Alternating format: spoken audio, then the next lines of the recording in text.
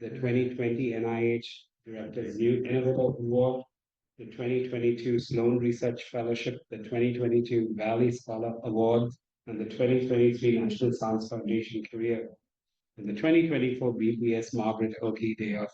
Very accomplished. Congratulations. Thank you. Lou is also a Heritage Medical Research Institute investigator at Cal. Dr. Ray. Yeah, thank you so much. Yeah, it's so great to be here today to share with you some of the things that has been happening in my lab over the past couple of years. But first of all, thanks a lot, Alex, for the invitation to share some of our work. So my lab focuses on developing new optical microscopy techniques for spatial profiling of different activities, with a focus of metabolic activity and proteomics, proteome activity at subcellular with subcellular resolution and ideally in live cells. So throughout the central dogma, we have heard a lot of very exciting talks from today, but I would like to argue that if you look down the central dogma, the molecular compositions becomes a lot more complex, especially going into the metabolites. The species of molecules reaches about 45,000, and the molecular sizes have become significantly smaller. So in this case, if you want to detect metabolic activities in live cells, it becomes extremely challenging in the way that you don't have you don't have a good amplification mechanism for detecting metabolites or capturing them. You can of course develop the fluorescence-based sensors, but that's only imaging one molecule at a time, and the throughput is very limited, and also the species you can analyze is very limited. You can develop molecular tags, such as a large fluorophores to detect the metabolites, but then in that case, the size of those molecules actually becomes a lot larger compared to the size of metabolites. So in that case, you actually introduce a lot of perturbations to the native function of metabolites.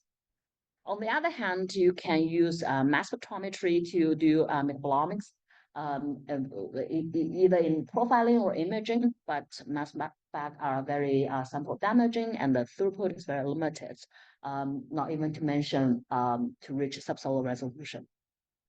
So one of the technology we are working in our lab is called vibrational spectroscopy. We try to harness now we leverage the spectroscopy for what we call bond-selective imaging. So in this case, we try to leverage the bond selectivity, the vibrational motion of the chemical bonds as a bond-selective imaging through either Raman scattering spectroscopy or mid-infrared absorption spectroscopy. That both of you would give you high rich chemical information through a specific bond vibrational modes. You might have heard anything about Raman spectroscopy or mid-infrared spectroscopy, but their application in biology are really limited in the sense that the signals are really weak. In the Raman case, the transition is very weak, about 10 order of magnitude weaker compared to fluorescence. In the case of infrared absorption, the detector yield is really low. So typically the sensitivity is in the linear version is limited to about millimole, and that makes a lot of biomolecules undetectable. Also, if you do it in the so-called label-free version of the technique, you would run into a high cellular fingerprint background. Specific to infrared imaging, you would have low spatial resolution in the resolution of a couple of microns without any subcellular information. So our lab has tried to come up with a variety of different techniques, what we call functional bond-selective imaging, trying to tackle the question by utilizing the nonlinear excitation as microscopy contrast, and coupled with no application of chemical tags, could allow us to retrieve more functional information, especially for understanding the metabolic activities. One of the techniques we use is called Raman scatter microscopy that I will talk about in a minute. And I will introduce to you that the coupling of the small vibrational tags could actually give us more sensitivity and function information, especially toward imaging metabolites. One thing I just want to introduce, but I don't have time to talk about today, is the most recent microscopy technique we developed, we call Bonfire. This is essentially a 2-photon non-degenerate mid-infrared excitation coupled with near-infrared excitation for fluorescence microscopy. So in this case, we are retaining all the vibrational information from the molecule, but utilizing fluorescence as a detection mechanism so that once we have a coupling molecule being made, we can achieve single molecule bond-selective imaging with rich vibrational information. So in this case, the utilization of small tags are really ideal for images from metabolites in the case that their size are really small and they're bioorthogonal, and so that they're really non-perturbative. And for utilizing the very narrow bandwidth in terms of vibrational spectroscopy, vibrational peaks from the carbon-carbon triple bond, carbon nitrogen bonds, we would be able to achieve highly multiplex imaging that in a single shot case. With each of the peak here, in essence, it's just 1 nanometer in width. So with that, okay, so sorry, there is a little bit confusion. With that, my lab we have been developing a variety of different tools with the focus of doing metabolic profiling. That's the major story I'm going to focus today. We also coupled with tissue hybridization chemistry to achieve the first super resolution label-free vibrational imaging through the expansion microscopy on the vibrational imaging. So in this case, we can do coupled with machine learning, we can do label-free imaging of the tissue architectures, and then to do the digital fluorescence prediction so that we can convert it to sorry for the issue, so that we can convert the single color image to a digitally labeled fluorescence image, but in a label-free fashion. We apply this to understand the aggregates, microstructures for the beta amyloid aggregates in 5x FD mouse, and find some very interesting patterns in terms of crucial structures of aggregates. We also developed a series of sensing mechanisms through photo-switchable, photo-activatable Raman probes, and also through the Bonfire work, we achieved the single molecule multiplex bond-selective imaging. For today, for the interest, I guess, for this group, I will focus on the first part of the slides here. So to do metabolic imaging, we use a technique called stimuli Raman. The idea of the phenomenon was actually discovered back in 60 years ago by accident, that if you use two nonlinear laser for excitation, instead of one laser as a typical spontaneous Raman for excitation, when the energy difference between the two lasers matches with the vibrational energy transition of your chemical bond vibration, this transition can be actually facilitated about 8 orders of magnitude. So in this case, stimuli Raman can retain all the information from spontaneous Raman, but facilitate the signal by about 5 to 8 order magnitude, actually now up to 12 order magnitude, based on different molecular species. So if you remember, I said Raman is weaker than fluorescence by about 10 order magnitude, but now stimuli Raman can really bring that back so that we can do live cell compatible imagings. So the way we set up the microscope, I just want to give you a little bit overview, is that we use the special part is really on the laser. The microscope is actually a semi-customized fluorescence microscope. So in this case, we have 2 nonlinear laser routed into the microscope that also houses 4 different fluorescence lines so that we can do correlative fluorescence and SRS imaging. And we match the energy difference between the wavelengths to the vibrational transition of a chemical bond of interest. that's in the cells, so that when the bond is being excited into the vibration excited state, one pump photon got lost, and that loss is corresponding to the stimulon process. So in this case, if we use the large area photodiode to detect the pump photon loss, we can actually do laser scanning and then generate a chemical map from cells that vary the chemical bond of interest. So in this case, this is a spontaneous Raman spectrum we got from HeLa cells. You start to see some of the characteristic peaks showing up.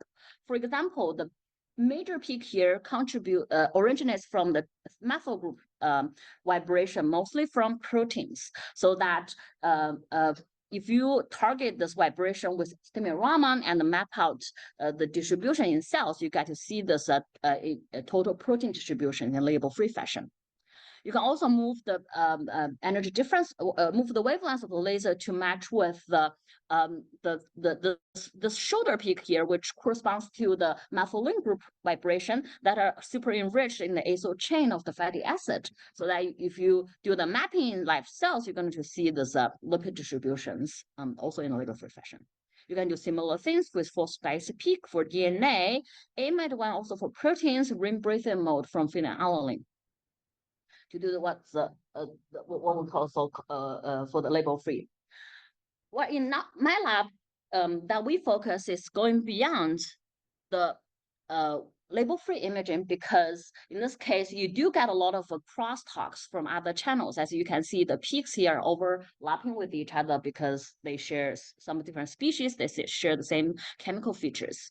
So in our lab, we try to leverage our chemistry specialty by introducing small vibrational tags. As I just quickly introduced, this tag involves carbon deuterium vibration, so that in this case, if you use deuterated leucine to tag the molecule and replace regular leucine in the cell medium by adding the deuterated leucine, and then when the cells are synthesizing newly synthesized proteins, we can target carbon deuterium vibrational peak to specifically map out where the new proteins are being synthesized. For example, this is a dividing cell with a redistribution of new synthesized proteins, neurons, even in brain slides, that we can identify those brain cells as cells that shows up with high protein synthesis activities through this culture metabolic labeling strategies, so that we can identify spatial hotspots in this case. We can do similar things with deuterated fatty acid, deuterated lipids, or deuterated glucose. So in this case, if we replace all the regular glucose with deuterated glucose in the cell medium, you can actually track what macromolecular species the glucose will become in terms of going to the lipid or proteins. Similar strategy can be applied using the triple bond labeling. As alkynes is one of favorite biohandles in the click chemistry field, which won the Nobel Prize in chemistry 2 years ago for the subsequent alkyne azacyclic addition for the detection. But that reaction to be very efficient to happen usually requires copper-1 as a catalyst, which is very toxic. So in our case, we can bypass the labeling click step and directly image the alkyne distributions to map the metabolic activities for a variety of different small molecules. So with that, we really established stimulon as a good subcellular metabolic imaging technique by utilizing the label-free channel. We can do chemical composition, and utilizing the labeled small vibration labeled channel, we can try to capture the synthesis, conversion, even transportation and degradation of metabolic activities. So we team up with Professor Jim Heath and his students then, Ya Peng, now a postdoc, trying to use a Raman as a Raman guided subcellular pharmacometabolomics tools for metastatic melanoma cancer cells. So in this case, we're interested in melanoma because the targeted therapy for melanoma is really, especially for the BRAF mutation, is really effective. But however, once you wait long enough, there are certain patients who always develop a drug resistance for the therapy. So in that case, we are really interested to understand the biology, especially the metabolic biology for the melanoma cancer cells, to see whether we can capture unknown metabolic susceptibilities toward the type of subset of cells that are notoriously known to be responsible for the drug therapy failure. So Jim has a set of patient-derived melanoma cancer cells, and also the data with transcriptomics. So in this case, if you profile their transcriptomics, you can categorize the different cells into more melanocytic phenotype all the way toward undifferentiated phenotype. And then you know that in this phenotype, they are more stem cell-like feature, so that they're more responsible for the innate drug resistance and also the drug-induced resistance. For our interest, we try to understand more of the metabolic pathways. So first thing we did is leverage the data availability to map the metabolism-related genes. Although we can group them into different pathways, if you analyze their different groups, but if you analyze what they're responsible to pathways, they go through all the different metabolic pathways, from lipid to amino acids to sugar related to nucleotide related. There's really no clear indications. So what we did is we select a series of cell lines that fall into 4 different categories of transcriptomics defined phenotypes, and we acquired spontaneous trauma spectrons at a single cell level, trying to see whether we can couple that with unsupervised data analysis to reveal some of the unknown spectroscopy features. So in this case, we use unsupervised suppressor analysis for dimensional reduction. One big signature we found, I guess it's also not very surprising, is this we find a very high lipid to protein ratio change across the 5 cell lines that fall into 4 different phenotypic categories. We saw that from more of melanocytic cells all the way to stem cell feature, the mesenchymal phenotypes, the lipid to protein ratio really changes significantly. And this is confirmed by spinorama imaging targeting the lipid channel and the protein channel and the generated ratio in live cells. That really, I guess, confirms seeing is believing, because when we were looking at the spectroscopy data, we always was wondering whether this is because of some heterogeneity or some of the issues, but once you see the image, it's really there. So with that, we can get a very nice decrease in ratios between from the CH2 to CH3 channel represent the lipid ratios. We map this ratio then to the transcriptomics data, trying to identify genes that might correlating with this decreasing ratios. And of course, unsurprisingly, many of the lipid-related, especially lipid biosynthetic pathway-related genes stood up.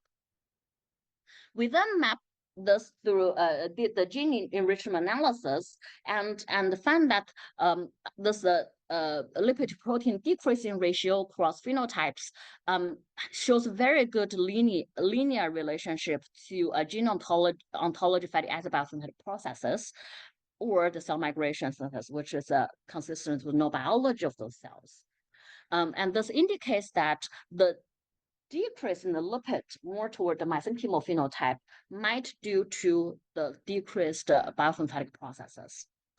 I should say that this mesenchymal phenotypes, they remain very minimum metabolic activities because we try to incubate them with various different metabolites, and they all showed very minimum activities. So with that hypothesis in mind, that we then utilize the deuterated glucose as a lifestyle assay, trying to understand if it's indeed the lowered biosynthetic fatty acid biosynthetic pathways that contributes partly to the decreased lipid contents. And indeed, if you incubate a deuterated glucose into on different cell lines and then target the carbon to tumor aberration corresponds to the spectroscopy signatures that carbon deuterium is being incorporated into the newly synthesized fatty acids, we see that indeed there's a very nice decreasing trend in the biosynthetic pathways.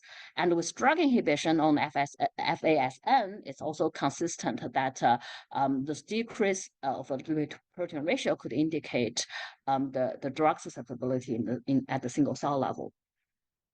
So I guess what I'm trying to say that with this exercise, what we really get is at the single cell level, we could map the RAMA activities to the transcriptomic status.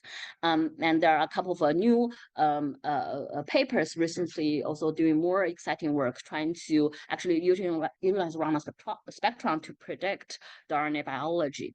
But for us, what's more interesting to us is trying to understand some of the spatial heterogeneity at a subcellular level, now that we have our subcellular resolution of about 400 nanometer.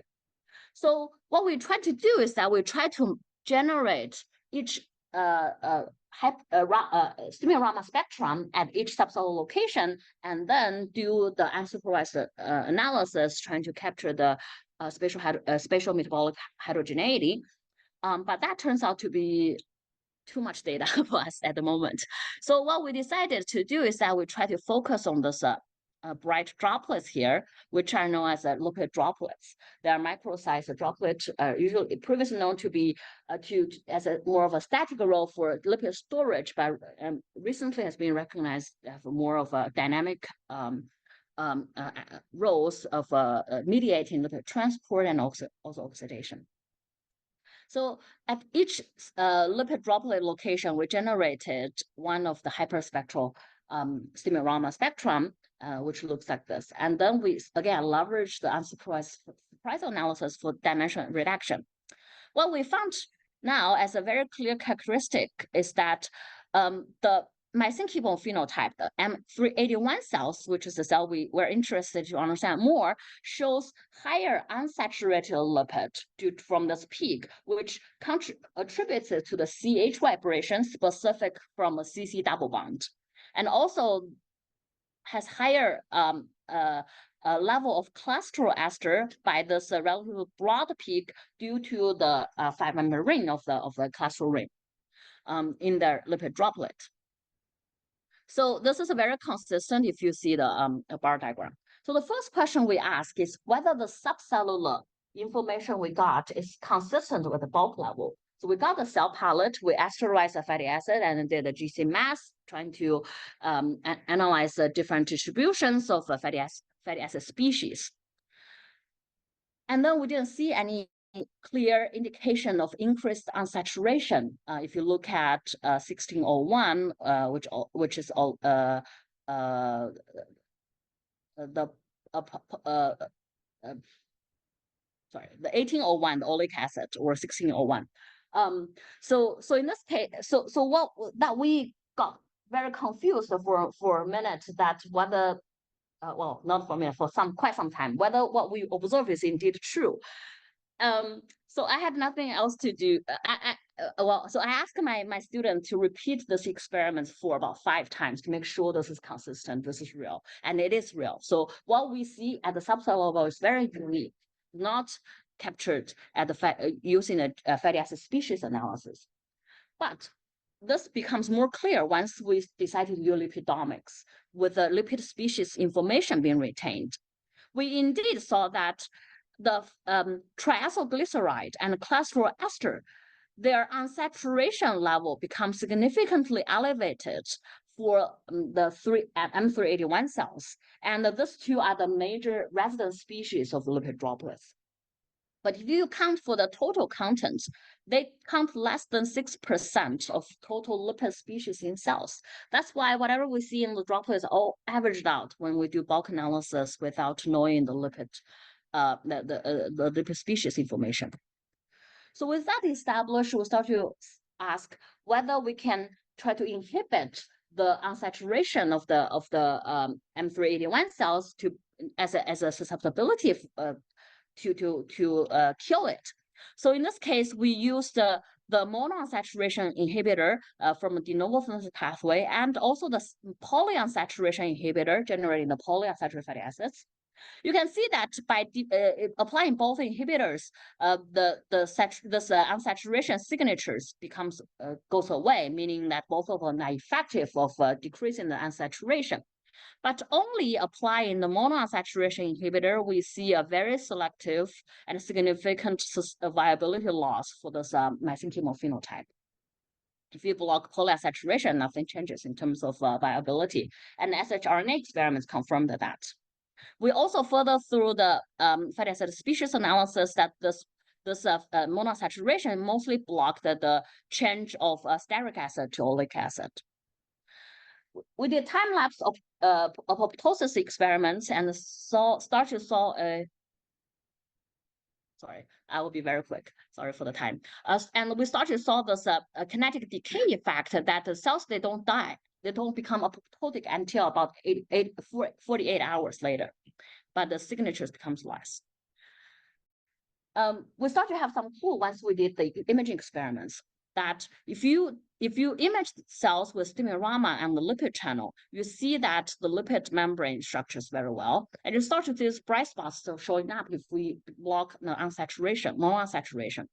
If we get the same set of cells, washing out the lipid from using detergent and putting it back to the microscope, capturing the same set of cells, you can see that normal control cells were cells treated with polyunsaturation fatty acid inhibitor, their members all washed out. But cells treated with monounsaturation inhibitor, they start to have this very chunk of membrane structures left. We do in situ spectroscopy, we see that all those are very highly packed membrane lipid structures. They excluding all the proteins, as you can see as from the signature here. That indicates those are pure lipids. That means seems like a lipid start to form what we call phase-separated solid membranes in the lipid ordered structure.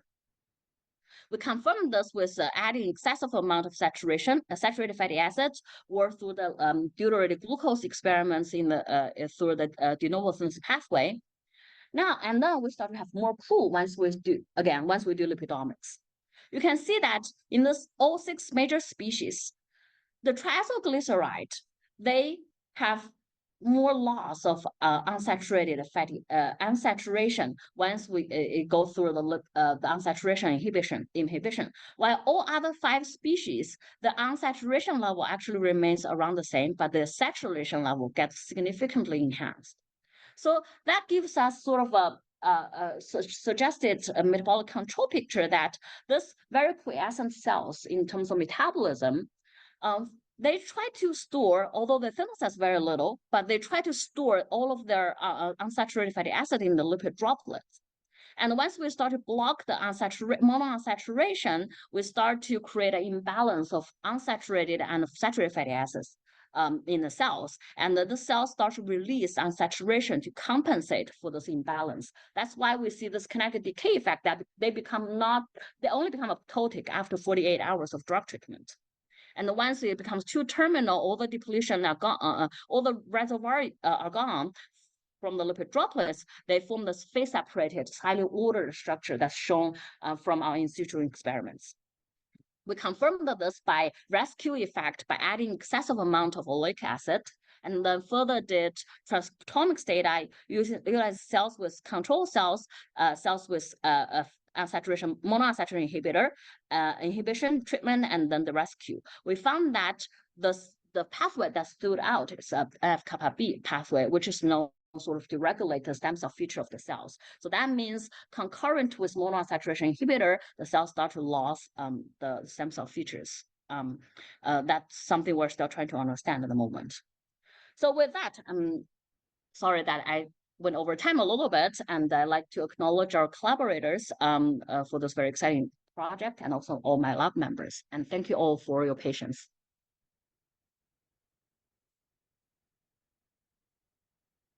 Thank you, Dr. Wei. Should we do a few questions now, or do it at the end? Yeah. All right. Are there any questions? Dr. Wei. Yeah, I have a question. So you showed very elegantly in melanoma with exposure to a particular drug that you could actually show changes to predict resistance at the metabolomic level. In cancer, I mean, sometimes there are tumors which are sort of innately resistant versus those who become resistant later because of their exposures. What do you think are the opportunities to use this as a biomarker way up front instead of afterwards? Would you be able to use Bond-Selective spectroscopy to actually show? Yes, so that's actually so in this work, what we I guess we focused on this particular mesenchymal phenotype, trying to see whether we can come up with new metabolic signatures for the cell type that's responsible more on the innate resistance. So we actually, the next follow-up project we did together is trying to induce the drug resistance on a couple of the cell lines and trying to monitor the spectroscopy changes over time. But unfortunately, the COVID happened, and then so that project got really detrimented by the COVID for the collaboration. But yeah, but that's something would be very interesting to understand, definitely. Right. And a sort of follow-up question to that is understanding that the metabolome is so dynamic and it can be, say, affected by cancer, where everything is hijacked, versus exercise, versus nutrition. Do you expect to see differential effects based on that and how they interplay in this sort of detection? In the cells, I guess we won't be able to differentiate that. Because the end result is the same. Yeah. But I guess one thing because my background is not a biology, but one thing I know from this, I think very exciting project we have is that usually you think fatty acid, you say saturated fatty acid, they are bad nutrients, and unsaturated, especially oleic acid, they're good nutrients usually. But in this case, if you feed the resistant type of cells with oleic acid, it's actually going to rescue its inhibitory effect through the monosaturated inhibitor. So in this case, I guess in a different context, we might need to rethink about what nutrients really means. Maybe an opportunity for therapy. Maybe. Great. Yeah. All right. Thanks. And any other questions for Dr. Wei? All right. Thank you very much.